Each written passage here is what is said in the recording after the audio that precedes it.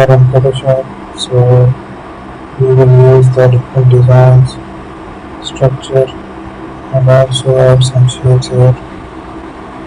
So there is our print. Let's make the changes here. Add another print. We will find the designs.